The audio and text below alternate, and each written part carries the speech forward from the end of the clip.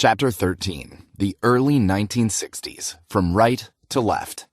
My total break with National Review and the right wing, my final emotional divorce from thinking of myself as a right-winger or an ally of the right, came around 1960. The break was precipitated by Khrushchev's visit to the United States in late 1959. During the torpid Eisenhower years of the late 1950s, when foreign affairs were in a frozen deadlock and when the American left had all but disappeared, it was easy not to put the peace issue at the forefront of one's consciousness. But the Khrushchev visit was, for me, an exciting and welcome time of a possible détente, of a break in the Cold War dike, of a significant move toward ending the Cold War and achieving peaceful coexistence. Hence, I enthusiastically favored the visit. But at the same time, National Review became hysterical at the very same possibility, and in conjunction with the still-secret John Birch Society, tried desperately to whip up public sentiment to disrupt the visit. The new rightist clamor continued in opposition to the summit conference of early 1960, which I had hoped would build on the goodwill of the preceding Khrushchev visit.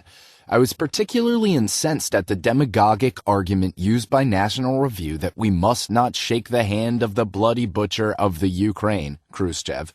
In a tart exchange of letters with Buckley, I pointed out that National Review had always revered Winston Churchill and was proud to shake his hand, even though Churchill was responsible for far more slaughter in World Wars I and II than Khrushchev had ever been.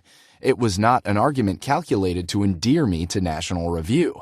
Libertarianism was threatening to expand from discussion of fire departments to war and peace. By this time, the New York libertarian movement had been virtually reduced to two: Leonard Liggio and myself. And I was even more isolated than when the decade had begun, for now the entire right wing had been captured from within by its former enemy, war and global intervention.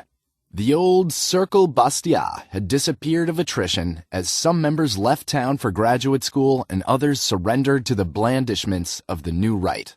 And whatever libertarians remained in isolated pockets throughout the country were too benumbed to offer any resistance whatever to the new right tide. It was time to act, and politically my total break with the right came with the Stevenson movement of 1960. In 1956, I had been for Stevenson over Eisenhower, but only partly for his superior peace position. Another reason was to try to depose the Republican left, so as to allow the old right to recapture the party. Emotionally, I was then still a right-winger who yearned for a rightist third party. But now the third party, lure, was dead, and the right was massively Goldwaterite. And besides, Stevenson's courageous stand on the U-2 incident, his outrage that Eisenhower had wrecked the summit conference by refusing to make not only a routine, but a morally required apology for the U-2 spy incursion over Russia, made me a Stevensonian. Politically, I had ceased being a right-winger. I had determined that the crucial issue was peace or war, and that on that question the only viable political movement was the left wing of the Democratic Party. By consistently following an anti-war and isolationist star, I had shifted, or rather been shifted, from right-wing Republican to left-wing Democrat. It was, of course, a mighty emotional wrench for right-wing libertarians to make, and as far as I know, there were only 3 of us who leaped over the wall to emotional left-wing democracy: myself, Leonard Liggio, and former Circle member Ronald Hamowy, who had gone on to graduate school at the University of Chicago.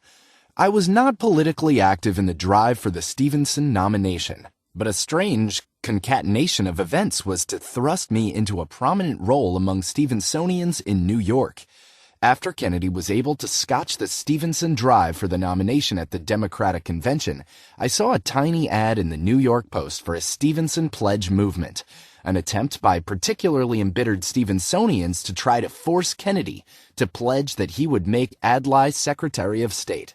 On going to the meeting, which included the eventually famous campaign manager Dave Garth, I suddenly found myself a leader in a new political organization, the League of Stevensonian Democrats, LSD, headed by the charismatic John R. Kusel, who was soon to become prominent in the Reform Democratic movement in New York. We held out for a Stevenson pledge as long as we could.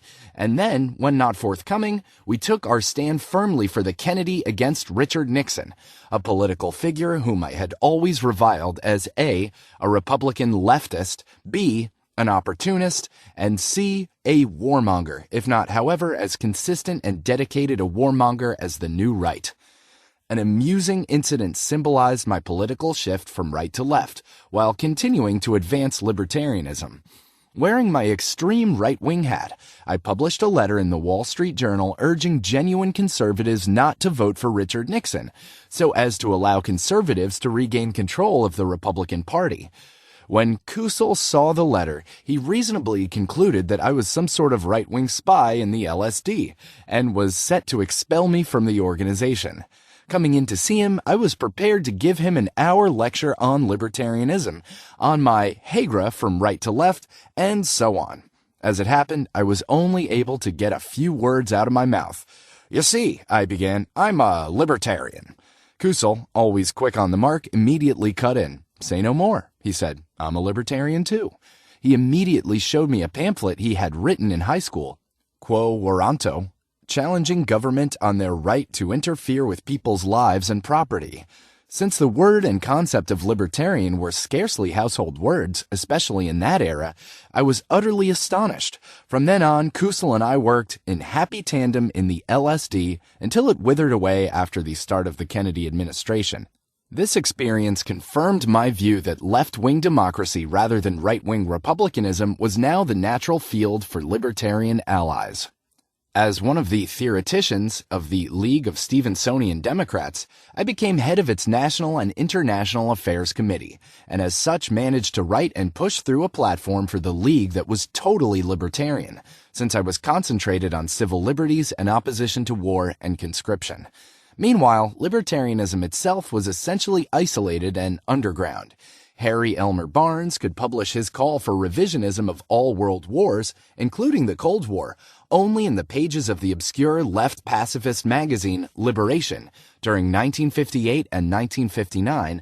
On the basis of this, I struck up correspondence and friendship with Barnes that lasted to the end of his life. In Chicago, former Circle Bastiat members Ron Hamowy and Ralph Rako helped found the new student quarterly New Individualist Review in early 1961, which quickly became the outstanding theoretical journal in the student conservative movement. However, its whole modus operandi was a commitment to the now outmoded Conservative Libertarian Alliance. Hence, it could not serve as a libertarian organ, especially in the crucial realm of foreign policy. Ron Hamowy, however, managed to publish in NIR a blistering critique of the New Right, of National Review, its conservatism, and its warmongering, in a debate with Bill Buckley. Hamowy, for the first time in print, pinpointed the betrayal of the old right at the hands of Buckley and National Review. Hamowy summed up his critique of National Review doctrines. They may be summed up as 1. A belligerent foreign policy likely to result in war. 2. A suppression of civil liberties at home. 3. A devotion to imperialism and to a polite form of white supremacy. 4. A tendency toward the union of church and state. 5. The conviction that the community is superior to the individual and that historic tradition is a far better guide than reason. And 6. A rather lukewarm support of the free economy. They wish, in gist, to substitute one group of masters, themselves, for another. They do not desire so much to limit the state as to control it. One would tend to describe this devotion to a hierarchical, warlike statism and this fundamental opposition to human reason and individual liberty as a species of corporatism, suggestive of Mussolini or Franco. But let us be content with calling it old-time conservatism. The conservatism not of the heroic band of libertarians who founded the anti-New Deal right, but the traditional conservatism that has always been the enemy of true liberalism, the conservatism of pharaonic Egypt, of medieval Europe, of Metternich and the Tsar, of James II and the Inquisition, and Louis XVI, of the rack, the thumbscrew, the whip, and the firing squad. I, for one, do not very much mind that a philosophy which has for centuries dedicated itself to trampling upon the rights of the individual and glorifying the state should have its old name back." Buckley, in characteristic fashion, replied by stressing the primacy of the alleged Soviet threat and sneered at the libertarian tablet keepers. "There is room in any society," Buckley wrote. Equally characteristically, Buckley concluded by accusing Hamowy, incorrectly if that matters, of being a member of the Committee for a Sane Nuclear Policy. Sane. One Buckleyite wrote at the time, "I hear that Ron Hamowy is insane." In his sparkling rebuttal, Hamowy declared, "For those whose only concern is tablet keeping, but let them realize that it is only because of the conservatives' disposition to sacrifice in order to withstand the enemy that they are able to enjoy their monasticism and pursue their busy little seminars on whether or not to demunicipalize the garbage collectors. It might appear ungrateful of me, but I must decline to thank Mr. Buckley for saving my life. It is, further, my belief that if his viewpoint prevails, and that if he persists in his unsolicited aid, the result will almost certainly be my death, and that of tens of millions of others, in nuclear war, or my imminent imprisonment as an un-American." Because of the libertarian-conservative foreign policy split on New Individualist Review, however, the editors agreed among themselves, as a result of the furor surrounding the Hamowy-Buckley debate, that never more would any statement whatever on foreign policy be published in the magazine. There was thus still no publishing outlet for an isolationist libertarian position. In early 1962, my last ties were cut with anything that might be construed as the organized right wing. The William Volcker Fund, with which I had been associated for over a decade, and which had quietly but effectively served as the preeminent encourager and promoter of conservative and libertarian scholarship, suddenly and literally collapsed and moved towards virtual dissolution. One of the formerly libertarian members of the Volcker Fund staff, Dr. Ivan R. Beerley, had become a fundamentalist Calvinist convinced of the need for an elite Calvinist dictatorship, which would run the country, stamp out pornography, and prepare America for the literal Armageddon, which was supposedly due to arrive in a generation. Beerley managed to convince Harold Luhnow, the head of the fund, that he was surrounded on his staff by a nefarious atheist, anarchist, pacifist conspiracy. As a result, the president dissolved the fund one day in a fit of pique. The collapse of the William Volcker Fund had even more fateful and grievous consequences than appeared on the surface. According to the terms of its charter, the fund was supposed to be eventually self-liquidating, and so in the winter of 1961-62, the Volcker Fund decided to take its $17 million of assets and to liquidate by transferring them to a new organization, the Institute for Humane Studies, IHS, a scholarly libertarian think tank to be headed by Baldy Harper. For the first time then, a libertarian research organization would be endowed and would not have to expend its energies scrambling for funds. When Mr. Luhnow had his sudden change of heart before the decision was made final and closed the fund down, IHS, with Harper at the helm, was suddenly out on the street as a pure and lovable libertarian research organization devoid of funding. For the rest of his life, Baldy Harper struggled on as head of the IHS. Isolated as we were in New York, and having broken with the right, Leonard Liggio and myself had plenty of time to re-examine our basic premises, especially in relation to where we really fit on the ideological spectrum. The lead was taken by Liggio, a brilliant young historian with a remarkably encyclopedic knowledge of history, European and American. Actually, Leonard had always been more astute than I vis-a-vis National Review. When the first issue of NR appeared, featuring an article by the notorious senator from Formosa, William F. Noland, Liggio resolved to have nothing to do with the magazine. In the first place, we began to rethink the origins of the Cold War that we had opposed for so long. We read the monumental work of D.F. Fleming, The Cold War and Its Origins, and the seminal books of the founder of the New Left historiography, William Appleman Williams, The Tragedy of American Diplomacy, 1959, and The Couriers of American History, 1961, and we concluded that our older isolationism had suffered from a fatal weakness. the implicit acceptance of the basic Cold War premise that there was a Russian threat, that Stalin had been partly responsible for the Cold War by engaging in aggressive expansion in Europe and Asia, and that Roosevelt had engaged in an evil sellout at Yalta. We concluded that all this was a tissue of myth, that on the contrary, Russia had not expanded aggressively at all, its only expansion having been the inevitable and desirable result of the rolling back the German invasion, that indeed the United States, with the aid of Britain, was solely responsible for the Cold War, in a continuing harassment and aggression against the Soviet Union, whose foreign policy had been almost pathetic in its yearning for peace with the West at virtually any price. We began to realize that, even in Eastern Europe, Stalin had not imposed communist regimes until the United States had been pressing it there and had launched the Cold War for several years. We also began to see that, far from Roosevelt selling out to Stalin at Yalta and the other wartime conferences, that the sellout was the other way around, as Stalin, in the vain hope of seeking peace with an implacably aggressive and imperialistic United States, repeatedly sold out the world communist movement, scuttling the communists of Greece in a sellout deal with Churchill, preventing the communist partisans of Italy and France from taking power at the end of the war, and trying his mightiest to scuttle the communist movements of Yugoslavia and China. In the later cases, Stalin tried to force Tito and Mao into coalition regimes under their enemies, and it was only the fact that they had come to power by their own arms and not in the wake of the Soviet army that permitted them to take over by telling Stalin to go to hell.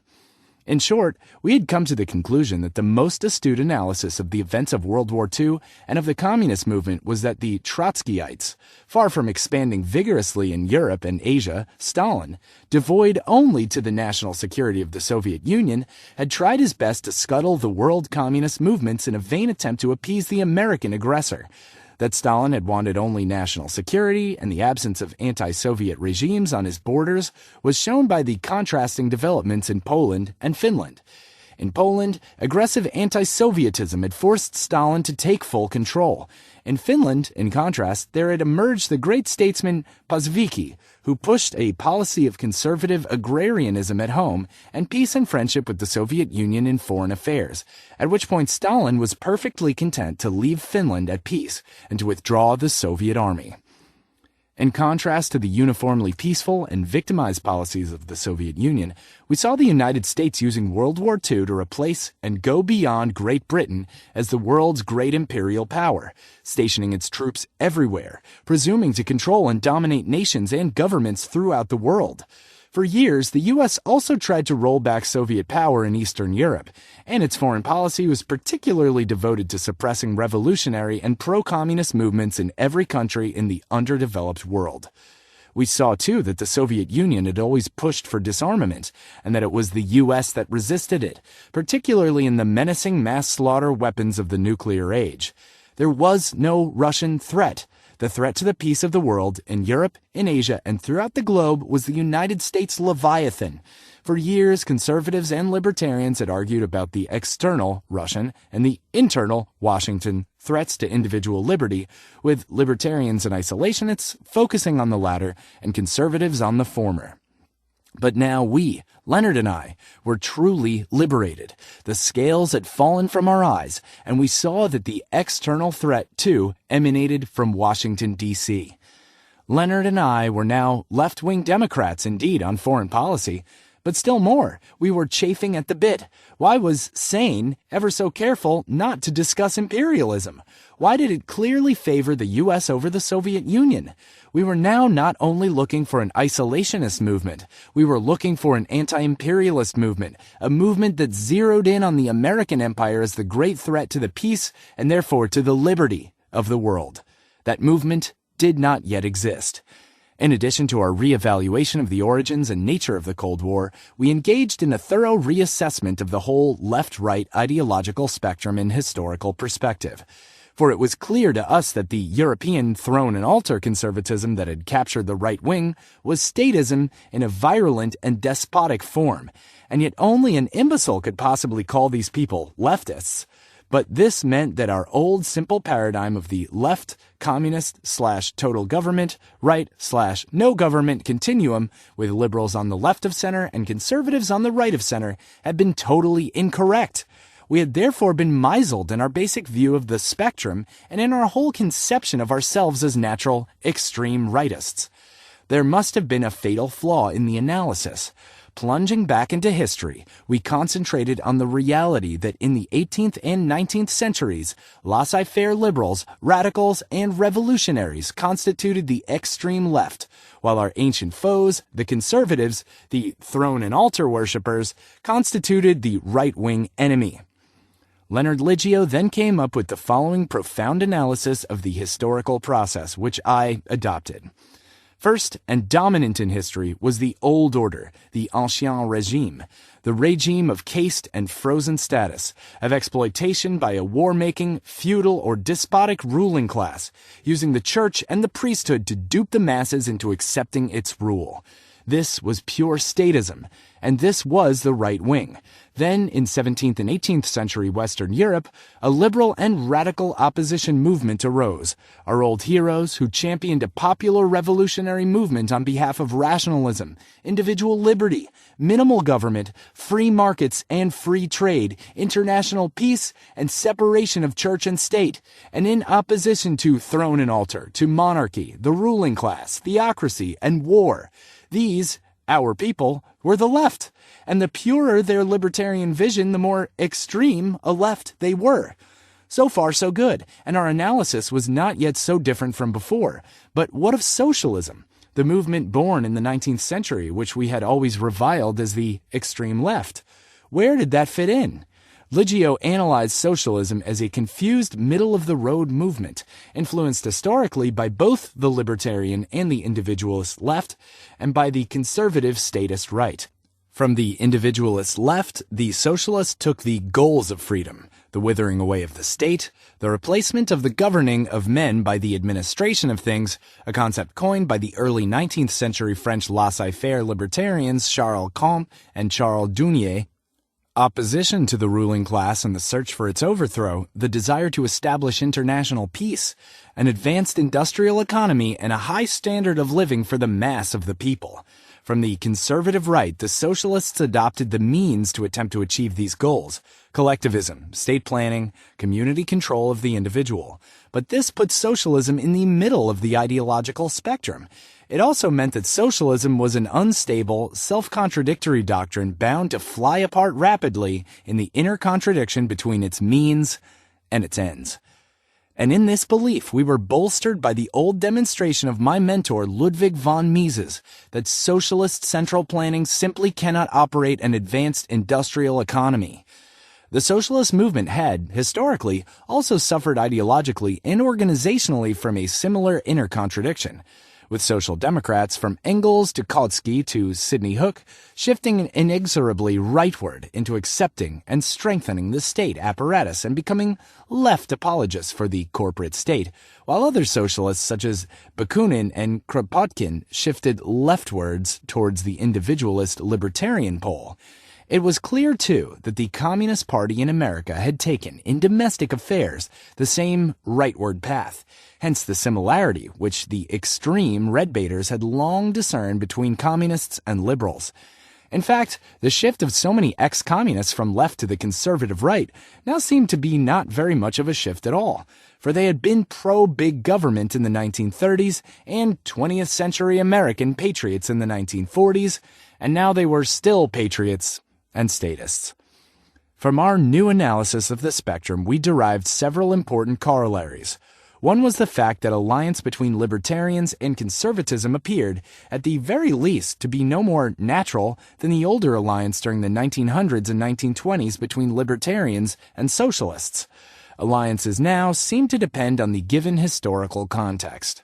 Second, the older, intense fear of Marxian socialism seemed inordinate, for conservatives had long ignored Mises's demonstration of the inevitable breakup of socialist planning and had acted as if once a country had gone socialist, then that was the end, that the country was doomed and the process irreversible. But if ours and Mises' analysis was right, then socialism should fall apart before too many years had elapsed, and much more rapidly than the old order, which had had the capacity to last unchanged for centuries. Sure enough, by the early 1960s, we already had seen the inspiring development of Yugoslavia, which after its break from Stalin had evolved rapidly away from socialism and central planning and in the direction of the free market, a course which the rest of Eastern Europe and even Soviet Russia were already beginning to emulate.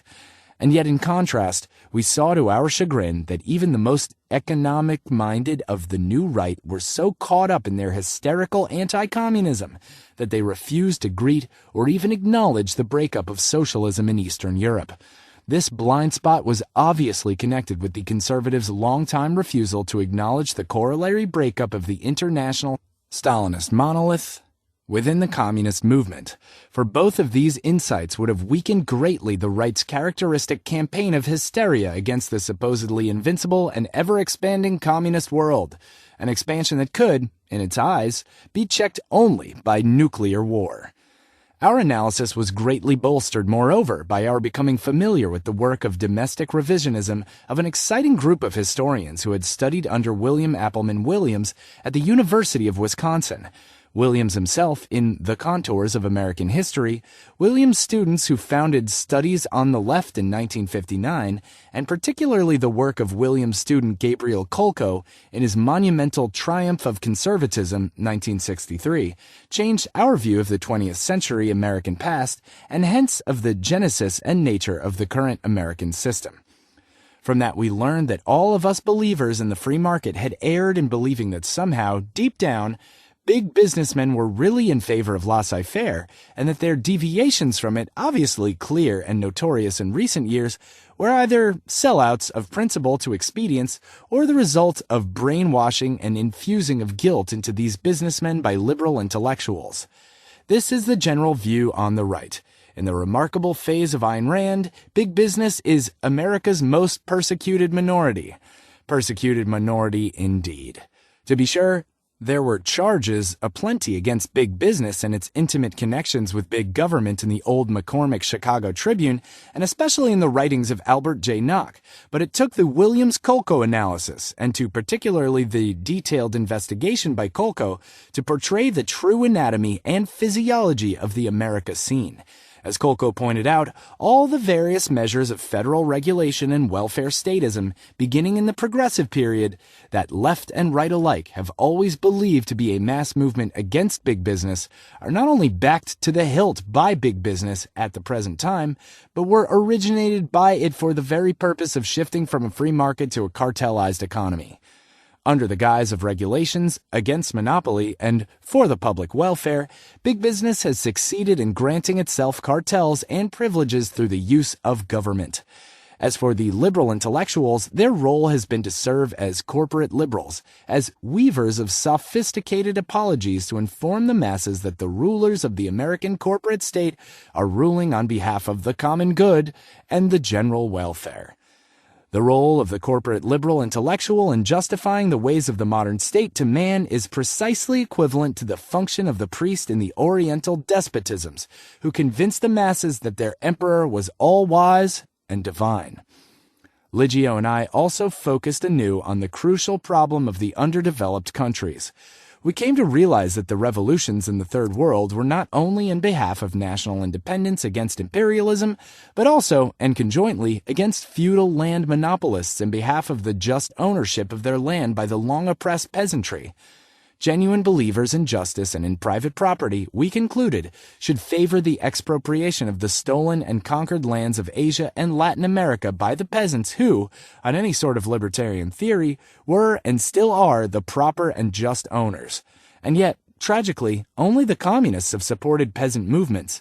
American or native free enterprisers, when they did not ignore the crucial land problem altogether, invariably and tragically came down on the side of the oppressive landlords in the name of private property.